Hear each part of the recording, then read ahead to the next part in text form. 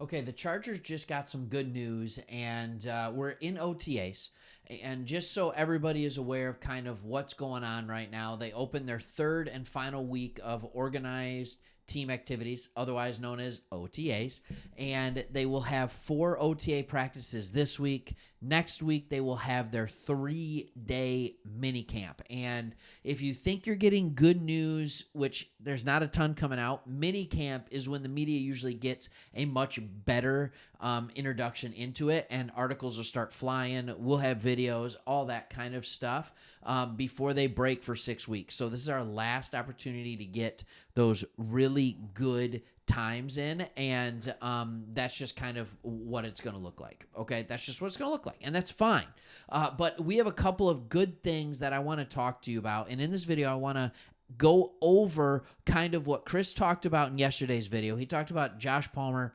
I'm in on that. I made a video on that, but we're going to talk about the importance of the wide receiver room. We're going to talk about how it fits with Harbaugh. But before we do that, somebody now is making a start that makes me very, very happy that they are finally into the starting rotation, and it is none other than your prized right tackle, Joe Alt.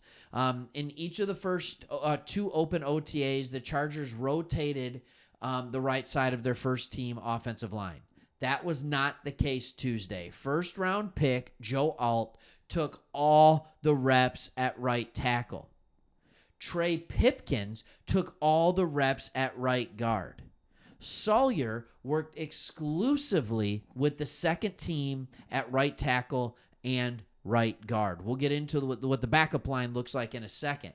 But what that means is that Johnson is working on the left side. They've said, yep, we're good with that. We're Zion Johnson on the left side with Slater. All right. Bozeman is in at center, and now it's Pipkins and Alt on the right side. This is now starting to look like an offensive line that could do some damage. All right. And I'm going to explain why that's so important. When you have a good offensive line in this type of an offense, I'm telling you right now, everything else runs more efficiently. When you look to Harbaugh's days in San Francisco, when you look to his days at Stanford, when you look to his days definitely at Michigan, those teams lived and died with a good offensive line and good defense. All right, we've said this before on this channel. And this is what was said when Harbaugh came to Michigan, when he was at San Francisco, and it's now what is going to be said when he's with the Chargers. All right? Harbaugh is a former quarterback. He is an offensive-minded coach who almost always has a better defense because he understands how to utilize an offense to help the defense be better. Also, a defense that goes against a balanced offensive attack in practice is more prepared at anything people throw at them. So, why would I be sitting here starting talking about the offensive line, but also have said like the most important position battle and training camp battle is wide receiver? Well, it seems like the offensive line is already starting to take shape. It is. But the wide receiver one is very, very interesting. Let's look at this. Daniel Popper of The Athletic noticed that Darius Davis, Joshua Palmer, Quentin Johnston, and DJ Chark all worked with the first team at OTAs. Rookie Ladd McConkey only participated in individual drills, but he noted in a previous installment that McConkey was the primary slot receiver with the ones. So, that is 5 players now. 5 players that have all started or played with the ones. 5 players that all have something to prove. Darius Davis has to prove that he can be an actual wide receiver, not just a specialty gadget receiver, special teams and gadget player. Josh Palmer is here to prove that now when he's out of the shadow, behind Keenan Allen, behind Mike Williams, that he is the next Keenan Allen. Quentin Johnston has to prove that he is not an absolute bust as a first-round pick. He has to prove that. DJ Chark has to prove that he's not washed up, that he's not a has-been. All right, he hasn't had a 1,000-yard season since I think his second year in the league, but he has put together good 6, 7, 8, 9, 10, 11, 12 game seasons. He just has to prove that he's back to healthy and that he still can contribute at a high level. He still has time to get one more big contract.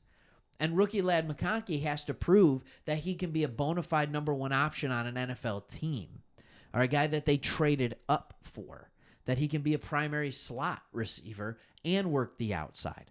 All of these guys have something to prove. And that's why it's so important, because even though this offense is not designed to sling it all around the field, you have a quarterback that can. And so that will be part of it. You don't need a wide receiving core to be one of the top 10 elite receiving cores in the NFL to be effective with Herbert, but you need to have playmakers in that group of receivers. I have all the confidence in the world for Josh Palmer and his ability to get open. Early reports on Ladd McConkey are that we should not worry. He has all the ability in the world to get open. Like, that's good. Where else is it coming from? I'm very confident in those two players. But what are the other guys going to do? And when I say I'm very confident in those two players, I don't mean I'm confident in those two players like I'm confident in Diggs and Nico Collins with the Texans. I don't mean I'm confident like I would be with Ayuk and Debo with the 49ers, right? I don't mean that kind of confident, all right? I hate to say it on this channel, but even the other LA team. Like, it's not Puka and Cooper Kupp, right? But I'm confident that they can be effective receivers in the NFL. And one of the reasons that I'm confident that they can be effective receivers in the NFL, okay, is because they have an offensive line of Slater, Johnson, Bozeman, Pipkins, and Alt. And if those guys can mesh together and become a quality offensive line, and then you have the arm of Justin Herbert behind that, then you are going to increase the effectiveness of your wide receiver core. That is why I'm confident they can be okay. Let's take a rewind and look at what Michigan did this last year. They barely passed the ball 20 times a game. It's going to be different with the Chargers. Don't worry. You're still going to throw it up 30, 35 times a game. Don't worry. All right? Not 40 maybe, but you're going to throw the ball still. But Michigan got really, really good. They've always had pretty good wide receivers. But when they started having the best offensive line in the nation the last 3 years, 2 of the 3 times they won the award for best offensive line in the country.